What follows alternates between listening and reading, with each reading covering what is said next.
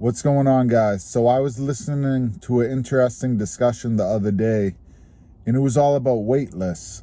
And I wanted to kind of give my take on that. There's always been waitlists for watches like Rolex, but now there's waitlists for watches from Tudor. There's waitlists from watches like from Omega, like the Snoopy. There's waitlists from brands even like Zenith now.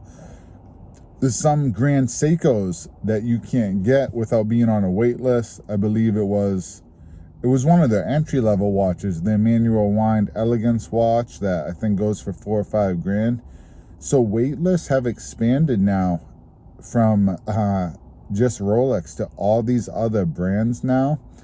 It's taken a lot of people from surprise, and they don't think it's a good thing, but I think it might not actually be a bad thing. Some people are talking about the watch market collapsing.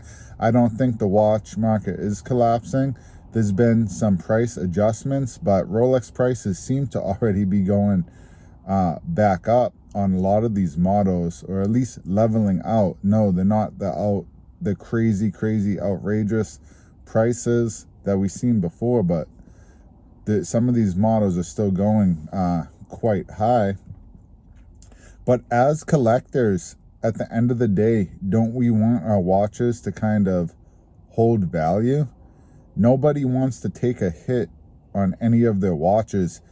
Even if you don't feel like selling, it is good to look like on Chrono 24 and see that your watches have retained all their value or even gone up in value a little bit. From what I bought my Omega Seamaster at, I bought it at a really good price on Joma Shop. It's gone up in value a little bit.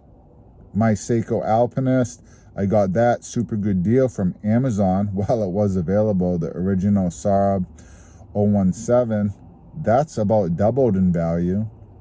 My Rolex Oyster Perpetual, I got that right before the last price hike. By the way, I heard there's going to be another price hike. That's another way Rolex is going to combat the dropping prices. They're just going to keep putting up their own prices to hold their prestige level. And I bought that watch. It cost $5,900.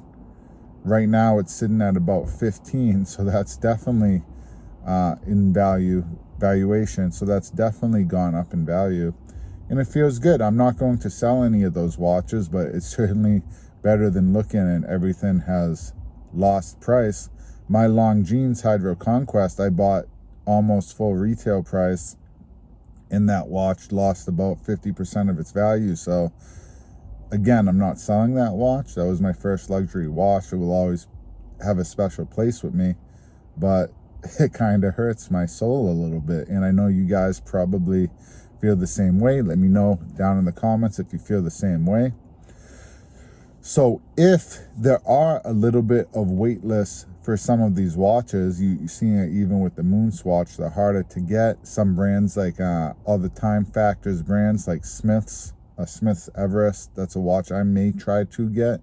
You need to log on a website at a certain time. I think it's like once a month, and you got to try really hard to get the watch. A lot of micro brands like Ming,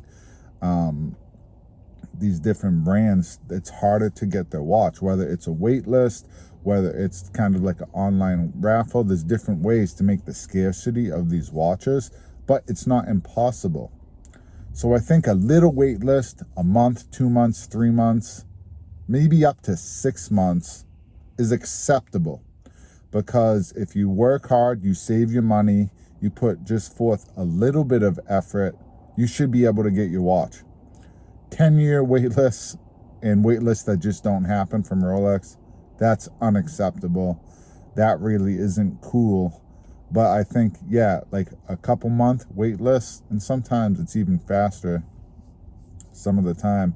I think that's totally acceptable, because then that way these watches keep some of their scarcity, they keep some of their rarity, and even if it's manufactured, they're going to hold their value.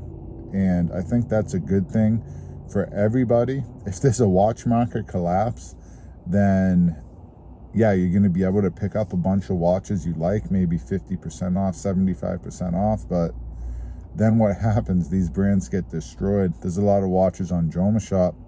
You can pick up, you know, 50, 70% off some of these brands, but then you look, it's because these brands are basically defunct now. So maybe the quality of the watch is good, but you're not getting any new releases from these brands, and that's not a good thing.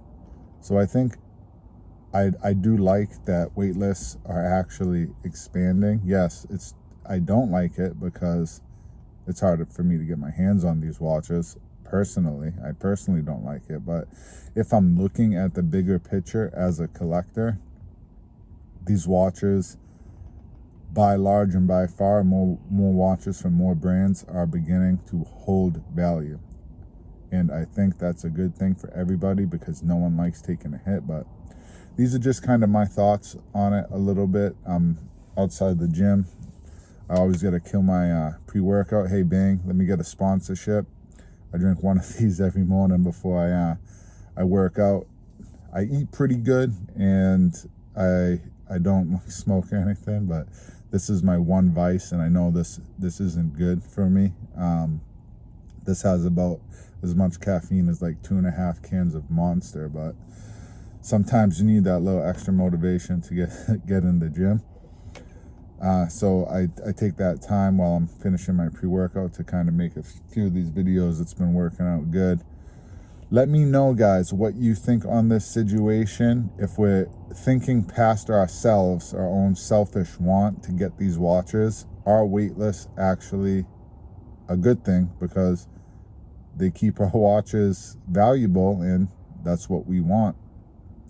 Thank you, guys. I'll catch you on the next one.